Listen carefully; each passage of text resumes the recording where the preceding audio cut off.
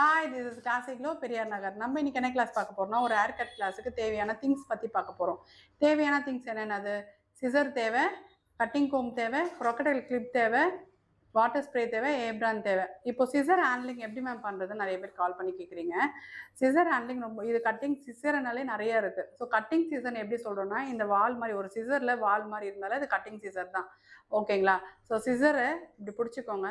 இப்படி இல்லை, இப்படி இந்த வால் மேலே பார்க்குற மாதிரி. ஓகேவா?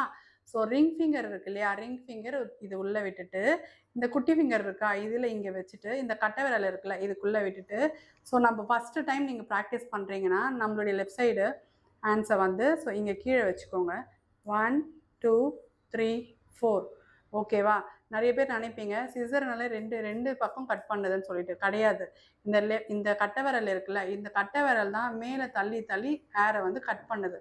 அது எப்படி பார்த்தீங்கன்னா அதை பாருங்கள், இது எதுவுமே பண்ணலையா? ஸோ இது பேலன்ஸ் தான் பண்ணுது. 1 2 3 4. ஓகே, அதுவும் உங்களுக்கு தெரியலன்னா இந்த சிசர் இப்படி பிடிச்சிக்கோங்க, இந்த கையை வந்து இப்படி பிடிச்சிக்கோங்க. ஸோ கட்டை விரல் மட்டும் இப்படி ப்ராக்டிஸ் பண்ணுங்கள். இப்படி பண்ணும்போது புரியுதா உங்களுக்கு?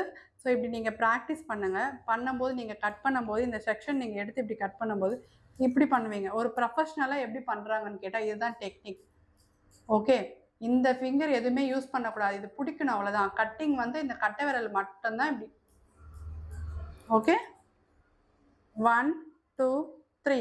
ஒரு கட் பண்ணும்போது கண்டிப்பாக நம்ம கோம் தேவை. ஓகேங்களா? கட்டிங் முடிச்சுட்டு தான் கோம் கீழே வைக்கணும். கட்டிங் ஸ்டார்ட் பண்ணும்போது ஹேர் கட் ஸ்டார்ட் பண்ணிங்கன்னா ரெண்டுமே நம்ம கையில் தான் இருக்கணும். எப்போவுமே எக்காரணத்துக்கு ஒன்று கட்டு முடிச்சதுக்கப்புறம் தான் இது ரெண்டுமே கீழே வைக்கணும். அது வரைக்குமே ரெண்டுமே ஹேண்டில் பண்ணிட்டு தான் நீங்கள் கட் பண்ணணுமே. அதுதான் ஒரு ப்ரொஃபஷ்னல். ஓகேங்களா? கட்டிங்க்கு இந்த மாதிரி உங்களுக்கு டெக்னிக் டிப்ஸ் எதனா தேவைன்னா டிஎம் பண்ணுங்கள், கண்டிப்பாக நான் வீடியோஸ் போடுறேன். தேங்க்யூ, பாய்.